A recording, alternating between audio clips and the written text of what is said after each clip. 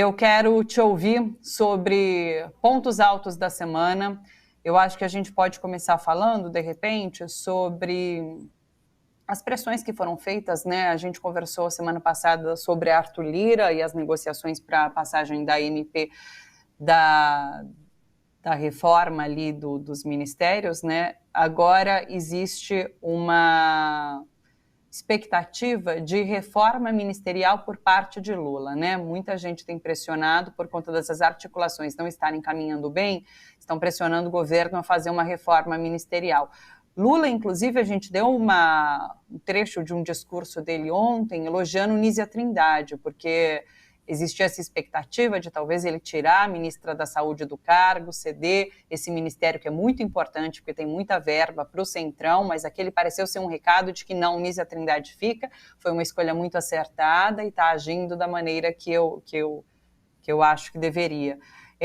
Mas outros ministérios parecem estar em jogo. Então, assim, quero te ouvir sobre reforma ministerial, sai ou não sai, agora ou é segundo semestre, e o que está em jogo?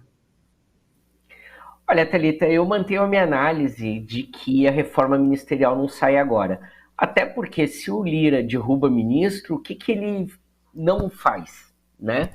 Ele já controla a velocidade das pautas do governo no Congresso, ele controla ainda, de certa maneira, as emendas, né? Porque uma parte do que viabilizou a votação dos projetos do governo nesse período foram a liberação daquelas emendas restantes do orçamento secreto do ano passado.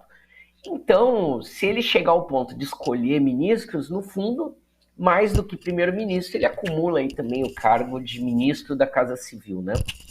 De fato, o que mais incomodou o Lira na semana passada foi aquela ação da Polícia Federal, que foi providencial também para contrabalancear, porque como a gente viu, o Lira entregou o arcabouço fiscal, e eu vi um levantamento do Congresso em Foco que me assustou, Thalita e nossos espectadores e ouvintes.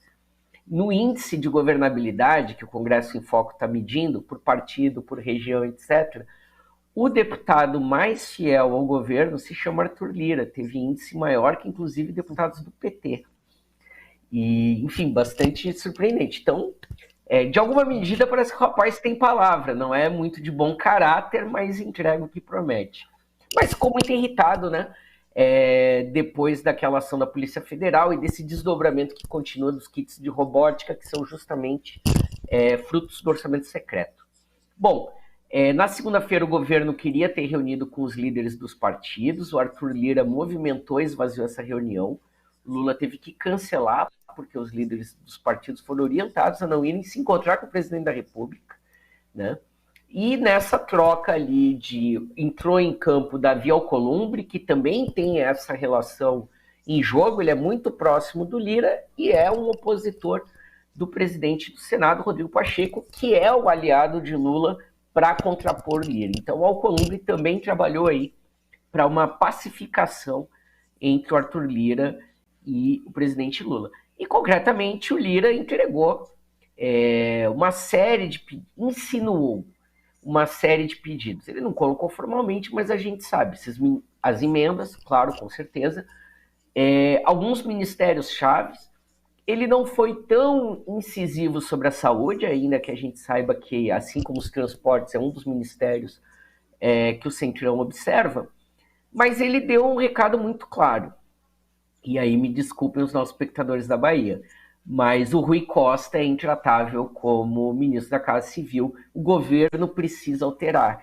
E aí o Arthur Lira chegou a indicar que ele gostaria que fosse o Fernando Haddad que fosse fazer a relação entre o governo e a casa, mas essa hipótese está completamente descartada, né? Mas ficou concretamente o problema com os ministérios da articulação política, Rui Costa e Alexandre Padilha.